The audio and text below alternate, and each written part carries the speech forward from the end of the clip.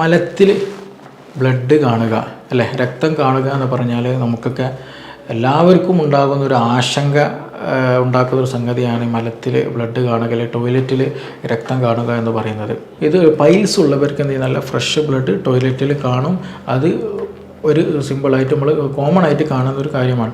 Piles ആകട്ടെ, Fisher ആകട്ടെ, ഇങ്ങനത്തെയൊക്കെ ഒരു IBD പോലെ അസുഖങ്ങളാകട്ടെ, ഇതൊക്കെ ഡൈജഷൻ പ്രോപ്പർ അല്ല, പെട്ടെന്ന് ഇൻഫെക്ഷൻ വരുന്നുണ്ട്, ഇങ്ങനെയുള്ള കണ്ടീഷനുകളിൽ ബുദ്ധിമുട്ടുകളൊക്കെ ഉണ്ടാകുക. അപ്പോൾ അതുകൊണ്ട് നിങ്ങൾക്ക് അങ്ങനെ ബുദ്ധിമുട്ടുകൾ ഉണ്ടെങ്കിൽ തീർച്ചയായിട്ടും നമ്മൾ ശ്രദ്ധിക്കേണ്ടത് ഭക്ഷണം നല്ല പ്രോപ്പറായിട്ട് നല്ല ക്വാളിറ്റി ഉള്ളതും മിതമായ ക്വാണ്ടിറ്റിയിൽ കഴിക്കുക എന്നുള്ളതാണ്. ഹലോ എവരിവൺ, ഞാൻ doctor Siraj, medical officer, KNB hospital, Koduvally.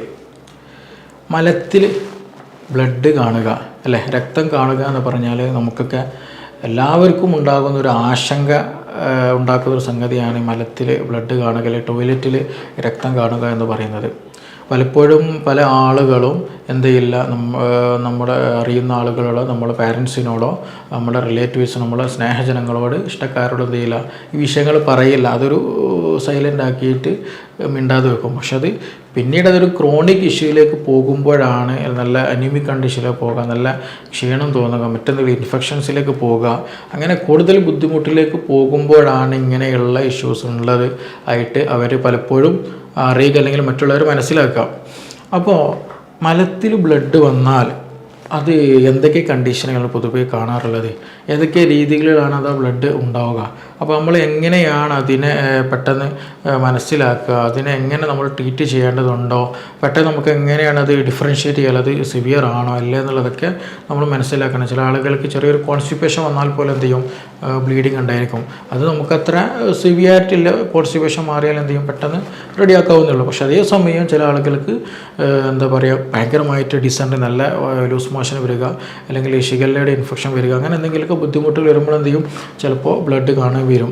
അപ്പോൾ അതുകൊണ്ട് ഏതാണ് കൂടുതൽ നമ്മൾ ശ്രദ്ധിക്കേണ്ടത്, ഏതിൽ കൂടുതൽ പരിഗണിക്കണം, ഇത് എത്രത്തോളം ഇമ്പോർട്ടൻ്റ് ആണ്, ഇതിന് ക്യാൻസറിൻ്റെ പ്രശ്നമാകുമോ, അങ്ങനെയുള്ള ഒരുപാട് കൺഫ്യൂഷനുകൾ ഇന്നുണ്ടാവും, ഇതുമായി ബന്ധപ്പെട്ടിട്ടുണ്ടാവും. പക്ഷേ ഈ കൺഫ്യൂഷൻ നമ്മൾ ഒരിക്കലും എന്ത് ചെയ്യില്ല, ഇതൊരു സ്വകാര്യമാക്കി വെക്കുമെന്നല്ലാണ് പലരും ഇത് ഓപ്പണായിട്ട് ഡിസ്കസ് ചെയ്യില്ല. ഇതൊരു സിവിയാരിറ്റിയിലേക്ക് പോയാൽ മാത്രമേ അതിനെപ്പറ്റിയുള്ള ചർച്ചകൾ നടക്കുകയുള്ളൂ. അപ്പോൾ അതുകൊണ്ട് ഇന്നത്തെ വീഡിയോയിൽ ഈ മലത്തിൽ ബ്ലഡ് വരുമ്പോൾ കോമൺ ആയിട്ട് നമ്മൾ ഏതൊക്കെ അസുഖങ്ങളിലാണ് കാണപ്പെടുക, അപ്പോൾ അത് എങ്ങനെയാണ് നമുക്കത് ഡിഫറൻഷ്യേറ്റ്, നമുക്കത് മനസ്സിലാക്കാൻ കഴിയും എന്നുള്ളതിൻ്റെ ചെറിയ ഒരു വീഡിയോ ആണ് ഇന്ന് നമ്മളിവിടെ ഉദ്ദേശിക്കുന്നത്.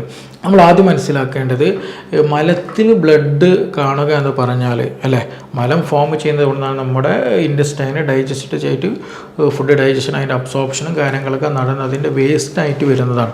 അപ്പോൾ ആ വേസ്റ്റിൽ ബ്ലഡ് കാണുന്നുണ്ടെങ്കിൽ തീർച്ചയായിട്ടും ഈ ഫുഡ് പാർട്ടിക്കിൾ വരുന്ന നമ്മുടെ ഇൻറ്റസ്റ്റൈൻ്റെ തുടക്കം മുതൽ അവസാനം വരെ വരുന്ന ആ ഭാഗമുണ്ടല്ലോ, അതുവരെയുള്ള ഭാഗങ്ങളിൽ എന്തെങ്കിലും മുറിവ് വന്നാൽ എന്ത് ചെയ്യും, അല്ലെങ്കിൽ എന്തെങ്കിലും ഇൻഫെക്ഷൻസ് വന്നാൽ, എന്തെങ്കിലും പ്രയാസങ്ങളുണ്ടെങ്കിൽ, ബ്ലീഡിങ് സംഭവിച്ചു കഴിഞ്ഞാൽ എന്തുണ്ടാവും, ഈ മലത്തിൽ അതിൻ്റെ ബ്ലഡ് ഉണ്ടായിരിക്കും.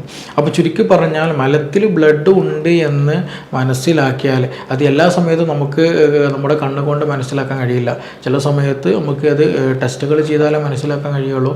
ചില സമയത്ത് നല്ല ഫ്രഷ് ബ്ലഡ് എന്ത് ചെയ്യും, നമ്മൾ ടോയ്ലറ്റിൽ ഇരിക്കുന്ന സമയത്ത് നല്ല ഫ്രഷായിട്ട് നമ്മുടെ ഒരു കയ്യിലൊരു നമ്മുടെ ശരീരത്തിൽ പൊതുവെ മുറിവ് പറ്റിയാൽ എങ്ങനെയാണോ ബ്ലഡ് ഉറ്റി വീഴുന്നത്, അതുപോലെ തന്നെ എന്ത് ചെയ്യും, ടോയ്ലറ്റിൽ ഇരിക്കുന്ന സമയത്ത് ചില കേസുകളിൽ ഫ്രഷ് ബ്ലഡ് ഉറ്റി വീഴാറുണ്ട്. അപ്പോൾ ചുരുക്കി പറഞ്ഞാൽ ഇത് ഏത് അസുഖത്തിലാണ്, അല്ലെങ്കിൽ ശരീരത്തിൻ്റെ കുടലിൻ്റെ ഏത് ഭാഗത്ത് വന്ന പ്രശ്നം കൊണ്ടാണ് ഈ മലത്തിൽ ഇങ്ങനെ ഒരു രക്തം വന്നത് എന്നുള്ളത് നമ്മൾ മനസ്സിലാക്കണം. അപ്പോൾ അതുകൊണ്ട് തന്നെ പല അസുഖങ്ങൾ, കുടലിൽ വരുന്ന ചില അസുഖങ്ങളൊക്കെ എന്തുണ്ടാവും, ഗ്രാജ്വലി പലപ്പോഴും മലത്തിൽ ബ്ലഡ് വരാനുള്ള സാധ്യത ഉണ്ടാകാറുണ്ട്. അപ്പോൾ മലത്തിൽ ബ്ലഡ് ഉണ്ട് എന്ന് കണ്ടാൽ തന്നെ മനസ്സിലാക്കേണ്ടത് നമ്മുടെ ആ ഭക്ഷണം വരുന്ന ഒരു കുഴലുണ്ടല്ലോ, നമ്മുടെ ഭക്ഷണം കടന്നു വരുന്ന ചെറുകുടലും വൻകുടലും മലം ലാസ്റ്റ് പുറത്തേക്ക് വരുന്ന ഭാഗങ്ങളൊക്കെ, ആ ഭാഗങ്ങളിൽ ഉണ്ടാകുന്ന ചില അബ്നോർമാലിറ്റികൾ, അവിടെ എന്തോ പ്രശ്നങ്ങളുണ്ട്, അവിടെ എന്തോ ഒരു അബ്നോർമാലിറ്റി ഉണ്ട്, അതുകൊണ്ടാണ് ഇങ്ങനെ ഒരു ബ്ലഡിൻ്റെ സാന്നിധ്യം എന്നുള്ളത് നമ്മൾ ആദ്യം മനസ്സിലാക്കാൻ കഴിയണം. ഇനി നമ്മുടെ നാടുകളിലൊക്കെ കോമൺ ആയിട്ട് OPകളിൽ വരുന്ന ഒരു കേസാണ് ഫ്രഷ് ബ്ലഡ്. ഡോക്ടറെ, ഞാൻ ടോയ്ലറ്റിലിരിക്കുന്ന സമയത്ത് ബ്ലഡ് വരുന്നുണ്ട്, കുറച്ച് കാലമായിട്ട് ഇടയ്ക്കിടയ്ക്ക് വരുന്നുണ്ട്, അത് നല്ല രീതിയിൽ ഉറ്റി വീഴുന്നുണ്ട്, നല്ല ക്ഷീണമുണ്ട്. ചിലപ്പോൾ നമ്മുടെ കേസ് വരുമ്പോൾ പേഷ്യൻസ് നല്ല ക്ഷീണം എന്നുള്ള രീതിയിലാണ് പറയുക. ചിലപ്പോൾ ബൈസ്റ്റാൻഡേഴ്സ് ആയിരിക്കും വരിക, പേഷ്യൻ്റ് ഒന്നും മിണ്ടില്ല. പേഷ്യൻസ് പറയും ഡോക്ടർ ഇവർക്ക് നല്ല ക്ഷീണമാണ്, പെട്ടെന്ന് കിടക്കണം, നല്ല തല ചുറ്റുന്നുണ്ട്, തലകറക്കമുണ്ട്, ഭക്ഷണം കുറവാണ്, ചിലർക്ക് വയറുവേദന വരുന്നുണ്ട്, അങ്ങനെയുള്ള ബുദ്ധിമുട്ടുകൾ പറയും. പക്ഷെ നമ്മൾ വീണ്ടും അത് ടെസ്റ്റുകൾ നടത്തുമ്പോൾ അവരുടെ ബ്ലഡൊക്കെ നോക്കുമ്പോഴാണ് HB കുറവായിരിക്കും, ബ്ലഡിൻ്റെ എമൗണ്ട് കുറവായിരിക്കും. അപ്പോൾ സ്വാഭാവികം വരുമ്പോൾ ചോദിക്കും നിങ്ങൾക്ക് എന്തെങ്കിലും കൂടുതലായിട്ട്, ഇപ്പോൾ ഫീമെയിൽസ് ആണെന്നുണ്ടെങ്കിൽ സ്വാഭാവികമായിട്ട് നിങ്ങൾ കൂടുതലായിട്ട് ബ്ലീഡിങ് ഉണ്ടോ, മെൻസസിൻ്റെ സമയത്ത് കൂടുതലായിട്ട് ബ്ലഡ് പോകുക, വേറെ എന്തെങ്കിലും അസുഖങ്ങളുണ്ടോ എന്നുള്ളത്. അപ്പോൾ ഓൾമോസ്റ്റ് നോർമലി അവർക്ക് ഇതൊക്കെ ഓക്കെ ആയിരിക്കും. പക്ഷെ അവർ പറയും ഞങ്ങൾ ടോയ്ലറ്റിൽ പോകുന്ന സമയത്ത് ഇങ്ങനെ ഉണ്ടാകാറുണ്ടെന്നുള്ളത്.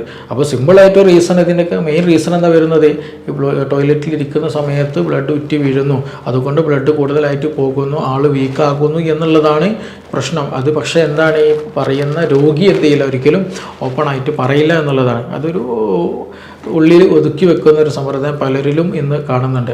അപ്പോൾ ചുരുക്കി പറഞ്ഞാൽ ക്ലിനിക്കിലേക്ക് വരുമ്പോൾ എന്തായിരിക്കും, നല്ല ക്ഷീണമായിരിക്കും, മറ്റെന്തെങ്കിലും അസുഖമായിരിക്കും, HB കുറവായിരിക്കും, അങ്ങനെയുള്ള കംപ്ലയിൻറ്റ്സ് ആയിട്ട് വരിക. പക്ഷേ യഥാർത്ഥ റീസൺ എന്തായിരിക്കും, ഇങ്ങനെ ടോയ്ലറ്റിൽ പോകുമ്പോൾ ബ്ലീഡിങ് ഉണ്ട് എന്നുള്ളതാണ്. അപ്പോൾ ആ ബ്ലീഡിങ് ഉണ്ടാകാനുള്ള ഒന്ന് പ്രധാനമായിട്ട് കോമൺ ആയിട്ട് കണ്ടുവരുന്നത് പൈൽസാണ് അല്ലേ. പൈൽസ് എന്ന് പറഞ്ഞാൽ നമുക്കൊക്കെ അറിയാം, ഇന്ന് കോമൺ ആയിട്ട് പലരും ഉണ്ടാകുന്നതാണ്. കോൺസ്റ്റിപ്പേഷൻ വരുമ്പോൾ, ശരിയായ രീതിയിൽ ശോധനം നടക്കാതെ വരുമ്പോൾ എന്ത് ചെയ്യും, ടോയ്ലറ്റിൽ പോയിട്ട് നല്ല പ്രഷർ കൊടുത്ത് കൂടുതൽ സമയം ഇരിക്കും. അങ്ങനെ ഇരിക്കുമ്പോൾ സ്വാഭാവികമായിട്ടും ആ മൂലത്തിൻ്റെ ഭാഗത്ത്, ടോയ്ലറ്റിൽ നമ്മൾ മലം വരുന്ന അവസാനം പോകുന്ന ഭാഗത്ത് എന്തുണ്ട്, അവിടുത്തെ രക്തക്കുഴലുകൾ വീർത്ത് വരികയും ഒരു തടിപ്പായിട്ട് രൂപാന്തരപ്പെടുകയും പിന്നീട് അത് ഗ്രാജ്വലി വലുതായിട്ട് ചെറിയ മുറിവൊക്കെ സംഭവിച്ചിട്ട് ബ്ലീഡിങ് സംഭവിക്കുകയാണ് ചെയ്യുന്നത്. അപ്പം അങ്ങനെ പൈൽസ് ഉള്ളവർക്ക് നല്ല ഫ്രഷ് ആയിട്ടായിരിക്കും ബ്ലഡ് ഉണ്ടാവുക. അത് ഈ പറഞ്ഞ പോലെ ടോയ്ലറ്റിൽ പോകുന്ന സമയത്ത്, ഇരിക്കുന്ന സമയത്ത് ഉണ്ടായിരിക്കും. അതിന് കൂടെ തന്നെ അവർക്ക് ഈ പൈൽസിൻ്റേതായിട്ടുള്ള സിംറ്റംസ് ഉണ്ടായിരിക്കും. മീൻസ് നല്ലൊരു തടിപ്പൊക്കെ ഫീൽ ചെയ്യും. ചില ആളുകൾക്ക് ടോയ്ലറ്റിൽ പോകുമ്പോൾ ഒരു കുരു പോലെ പുറത്തേക്ക് വരും, ചിലത് അത് ഉള്ളിൽ ചെറിയ രൂപത്തിൽ പ്രസ് ചെയ്ത് കൊടുത്താൽ അത് നോർമൽ പ്രസ്സിലേക്ക് പോവുകയും ചെയ്യുള്ളൂ. അത് ഡിഫറെൻറ്റ് ടോപ്പിക്കാണ്. അപ്പോൾ എനിവേ ഇത് പൈൽസ് ഉള്ളവർക്ക് എന്ത് ചെയ്യും, നല്ല ഫ്രഷ് ബ്ലഡ് ടോയ്ലറ്റിൽ കാണും. അത് ഒരു സിമ്പിളായിട്ട് നമ്മൾ കോമൺ ആയിട്ട് കാണുന്ന ഒരു കാര്യമാണ്. മറ്റൊന്നുമാണ് ആനൽ ഫിഷർ ഫോം ചെയ്യുക എന്നുള്ളത്. അതായത് ചെറിയ രൂപത്തിൽ നേരത്തെ നമ്മൾ നരമ്പ് തടിച്ച് അല്ലെങ്കിൽ രക്തക്കുഴൽ തടിച്ചിട്ട് മുറിവായിട്ട് പോകുന്ന ബ്ലഡാണ്. പക്ഷേ ഫിഷർ എന്ന് പറയുന്നത് നമുക്കൊക്കെ അറിയാം, നമ്മുടെ കുടൽ എന്ന് പറയുന്നത് അല്ലേ, നമ്മൾ ആ കുടൽ എന്ന് പറയുന്ന ചെറിയൊരു നേർത്ത ആവരണമാണ്. വലിയ മസിൽ അല്ലെങ്കിൽ വലിയൊരു ബോൺ സെറ്റോ അങ്ങനെ കാര്യങ്ങളൊന്നുമില്ല, ചെറിയ നേർത്ത ആവരണമാണ്. അതൊരു ചെറിയൊരു കുടലാണ്. അപ്പോൾ സ്വാഭാവികമായിട്ട് കോൺസ്റ്റിപ്പേഷൻ വരുമ്പോൾ നല്ല വയറൊക്കെ ഉറച്ച് കഴിഞ്ഞാൽ ഒരു സ്റ്റോണി നാച്ചുർ, കല്ലിൻ്റെ ഒരു പ്രകൃതത്തിലേക്ക് നമ്മുടെ മല എത്തും അല്ലേ. അപ്പോൾ അങ്ങനെ വരുമ്പോൾ ടോയ്ലറ്റിൽ ഇരിക്കുമ്പോൾ നല്ല പ്രഷർ കൊടുക്കുമ്പോൾ സ്വാഭാവികമായിട്ട് എന്ത് ചെയ്യും, നല്ല മൂർച്ചയുള്ള ഭാഗങ്ങളൊക്കെ ഉണ്ടെങ്കിൽ ഈ പറഞ്ഞ കുടലിൻ്റെ എന്ത് ചെയ്യും, ചെറിയ മുറിവ് വരും. ചെറിയ രൂപത്തിൽ മുറിവ് സംഭവിച്ച് അവിടെ നിന്ന് ബ്ലീഡിങ് ഉണ്ടാകാറുണ്ട്. അപ്പോൾ അങ്ങനെയും ഈ പറയുന്ന പോലെ ഫ്രഷ് ബ്ലഡ് അവരിൽ കാണും. പക്ഷേ ഇവരിൽ നിന്ന് ഡിഫറൻഷ്യേറ്റ് എങ്ങനെ വെച്ചിട്ടുണ്ടെങ്കിൽ, ഈ ഫിഷർ വന്ന കേസുകളാണെന്നുണ്ടെങ്കിൽ, ഫിഷർ വന്നാലും പൈൽസ് വന്നാലും ഫ്രഷ് ബ്ലഡാണ് എന്ത് ചെയ്യുക നമുക്ക് കാണാൻ കഴിയുക. പക്ഷേ ഫിഷറിൻ്റെ കേസുകളാണെന്നുണ്ടെങ്കിൽ നമുക്ക് ടോയ്ലറ്റിൽ മലം പോകുന്ന സമയത്ത് ഭയങ്കര എരിച്ചിലും പുകച്ചിലുണ്ടാവും. എന്താ കാരണം, അവിടെ മുറിവുള്ളത് കൊണ്ട്, ആ മുറിവിലൂടെ മലം വരുന്നത് കൊണ്ട് നല്ല എരിച്ചിലും പുകച്ചിലും നല്ല അസ്വസ്ഥതയും നീറലും ഒക്കെ പുകച്ചിലൊക്കെ ആ സമയത്ത് അവർക്ക് ഫീൽ ചെയ്യും. അതേപോലെ തന്നെ മുറിവിൻ്റെ ഒരു ചെറിയൊരു സ്കിന്നിൻ്റെ ടാഗുകളൊക്കെ എന്ത് ചെയ്യും ചിലപ്പോൾ നമുക്ക് കാണാൻ കഴിയും അങ്ങനത്തെ കണ്ടീഷനുകളിലൊക്കെ. അപ്പോൾ അങ്ങനെയുള്ളവർക്ക് എന്ത് ചെയ്യും, ഇതുപോലെയുള്ള അസുഖങ്ങളുണ്ടാകും. അതേപോലെ തന്നെ ഇതിന് റീസണാണ് ഇപ്പോൾ ചൈൽഡ് ബർത്ത്, അതായത് നോർമൽ ഡെലിവറി ഒക്കെ നടക്കുന്ന സമയത്ത് എന്ത് ചെയ്യും, ഇതുപോലെയുള്ള ഫിഷറുകൾ ആനൽ റീജിയനിൽ ഫോം ചെയ്യാനുള്ള സാധ്യത വളരെ കൂടുതലാണ്. അവർക്കും ഇതുപോലെയുള്ള ബ്ലീഡിങ്ങിൻ്റെ ഒരു പ്രശ്നങ്ങൾ കാണാറുണ്ട്.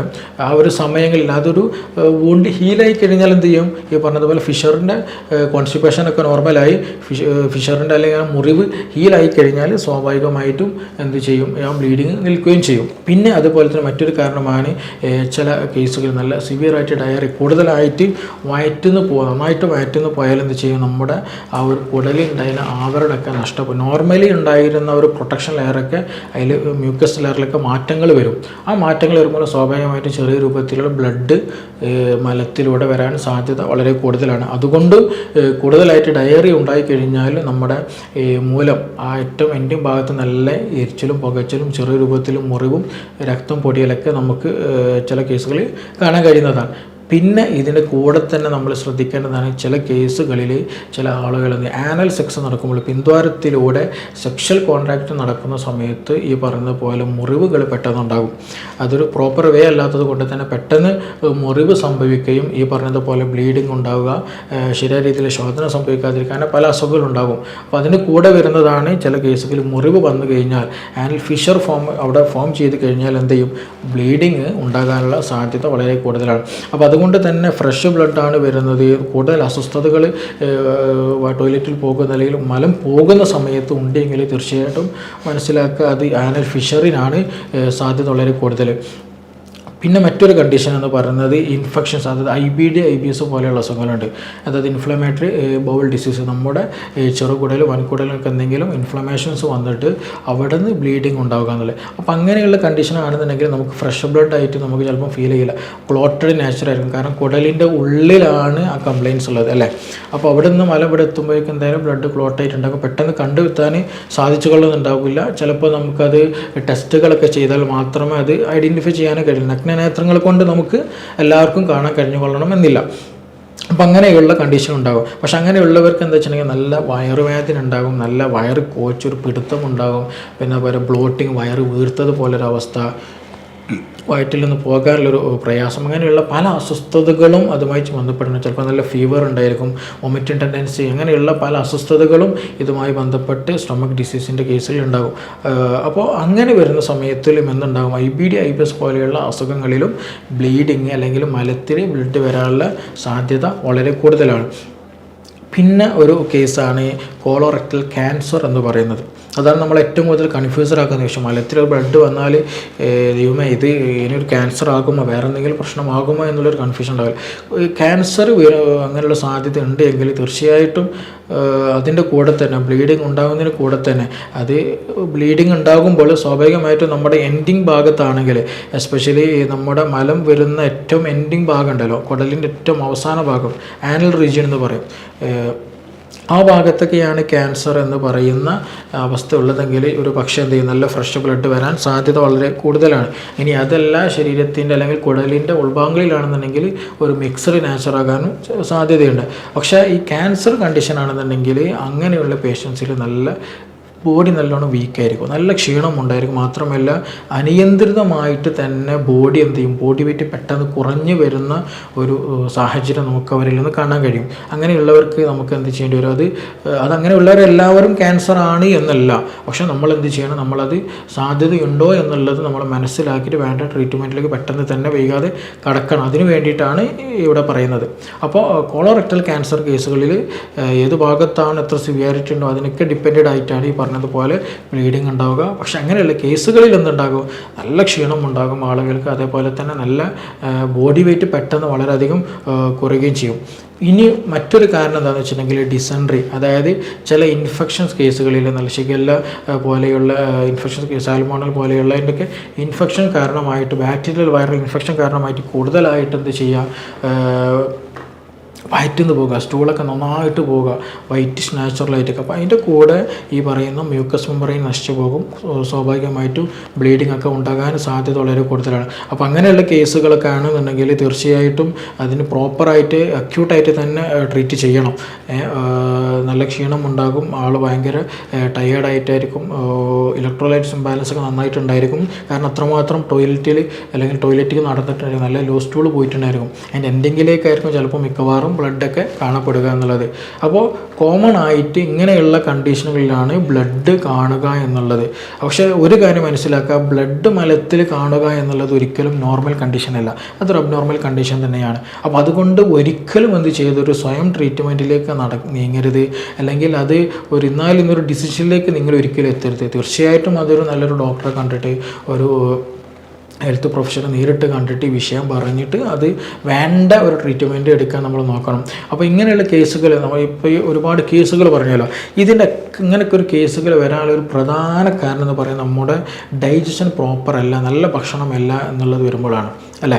ഈ പൈൽസ് ആകട്ടെ, ഫിഷർ ആകട്ടെ, ഇങ്ങനത്തെയൊക്കെ ഒരു IBD പോലുള്ള അസുഖങ്ങളാകട്ടെ, ഇതൊക്കെ ഡൈജഷൻ പ്രോപ്പർ അല്ല, പെട്ടെന്ന് ഇൻഫെക്ഷൻ വരുന്നുണ്ട്, ഇങ്ങനെയുള്ള കണ്ടീഷനുകളിൽ ബുദ്ധിമുട്ടുകളൊക്കെ ഉണ്ടാവുക. അപ്പോൾ അതുകൊണ്ട് നിങ്ങൾക്ക് അങ്ങനെ ബുദ്ധിമുട്ടുകൾ ഉണ്ടെങ്കിൽ തീർച്ചയായിട്ടും നമ്മൾ ശ്രദ്ധിക്കേണ്ടത് ഭക്ഷണം നല്ല പ്രോപ്പറായിട്ട് നല്ല ക്വാളിറ്റി ഉള്ളതും മിതമായ ക്വാണ്ടിറ്റിയിൽ കഴിക്കുക എന്നുള്ളതാണ്. ഫൈബേഴ്സ് നന്നായിട്ടുണ്ടാകണം, ഡൈജഷൻ നന്നായിട്ട് സിമ്പിളായിട്ട് നടക്കാൻ നല്ല വാട്ടറി കണ്ടന്റുള്ള ഫുഡുകൾ കഴിക്കുക. പിന്നെ അതുപോലെ അധികം സ്പൈസി ആയിട്ടുള്ള, ഹോട്ടായിട്ടുള്ള, കൂടുതൽ ഹെവി മീറ്റുകളൊന്നും എന്ത് ചെയ്യുക, ഹെവി മീൽസുകളൊക്കെ പരമാവധി ഒഴിവാക്കി സിമ്പിൾ ഡയറ്റ് നടക്കുന്ന ഫുഡുകൾ കഴിക്കുക, നന്നായിട്ട് വെള്ളം കുടിക്കുക. ഇതൊക്കെ തന്നെ ശ്രദ്ധിച്ചാൽ ഓൾമോസ്റ്റ് നമുക്ക് നല്ലോണം ഒരു പരിധി വരെ നമുക്കിത് കൺട്രോൾ ചെയ്യാൻ കഴിയും. പ്രത്യേകിച്ച് നാരങ്ങ, അതേപോലെ നെല്ലിക്ക, ഉറുമാമ്പഴം, അനാറ്, ഇതൊക്കെ കഴിക്കുന്നത് വളരെ നല്ലതാണ് നമ്മുടെ ബോഡിക്ക്. പ്രത്യേകിച്ച് ബ്ലീഡിംഗ് ഒക്കെ ഒന്ന് കുറയ്ക്കാൻ. അതുപോലെ പൈൽസ് ഉള്ളവർക്ക്, അതുപോലെയാണ് അത്തിപ്പഴം, അത് വെള്ളത്തിലിട്ട് കഴിക്കുന്നതൊക്കെ വളരെ ഉപകാരമാണ്. അപ്പോൾ എനിവേ നമ്മൾ ഇങ്ങനൊരു ബുദ്ധിമുട്ട് വന്നാൽ, മലത്തിൽ ഇങ്ങനെ ബ്ലഡിൻ്റെ ഇഷ്യൂസ് കണ്ടാൽ തീർച്ചയായിട്ടും ഒരു പ്രൊഫഷണൽ കണ്ടിട്ട്, ഒരു ഡോക്ടറെ കണ്ടിട്ട് അവരുടെ നിർദ്ദേശം സ്വീകരിക്കൽ വളരെ നിർബന്ധമാണ്. ഇല്ല എങ്കിൽ ഗ്രാജ്വലി നമ്മുടെ ഹെൽത്ത് ചോർന്നു പോകുന്നത് പോലെയാണത്, അല്ലേ? ബ്ലഡ് ചോർന്നു പോകാൻ, അതിൻ്റെ കൂടെ തന്നെ നമ്മുടെ ഹെൽത്ത്, നമ്മുടെ ആരോഗ്യം തന്നെ ചോർന്നു പോകും. അതുകൊണ്ട് നിർബന്ധമായിട്ടും നമ്മൾ എന്ത് ചെയ്യുക, ഒരു ഹെൽത്ത് പ്രൊഫഷണൽ കണ്ടിട്ട് വേണ്ട നിർദ്ദേശങ്ങൾ സ്വീകരിക്കുക. ഇത് വലിയൊരു സർജിക്കൽ പ്രൊസീജിയറിലേക്ക് പോകുന്നതിന് മുമ്പ് തന്നെ മിക്ക കേസുകളും നമുക്ക് മെഡിസിനായിട്ട് തന്നെ ട്രീറ്റ് ചെയ്യാവുന്നതാണ്. നമ്മുടെ ലൈഫ് സ്റ്റൈൽ അതിൻ്റെ കൂടെ പിന്നീട് ഗ്രാജ്വലി ചേഞ്ച് ചെയ്ത് വരിക എന്നുള്ളതാണ് മറ്റൊരു കാര്യം. അപ്പോൾ എനിവേ ഇതിൽ എന്തെങ്കിലും സംശയങ്ങളുണ്ടെങ്കിൽ, കൂടുതൽ അറിയാനെന്നുണ്ടെങ്കിൽ നിങ്ങൾക്ക് തീർച്ചയായിട്ടും ഈ താഴെ കാണുന്ന നമ്പറിൽ ബന്ധപ്പെടാവുന്നതാണ്. നമുക്കത് എത്രയും പെട്ടെന്ന് ക്ലിയർ ചെയ്യാവുന്നതാണ്. ഇനിയും നമുക്ക് മറ്റൊരു വിഷയമായിട്ട് വീണ്ടും കാണാം. Thank you.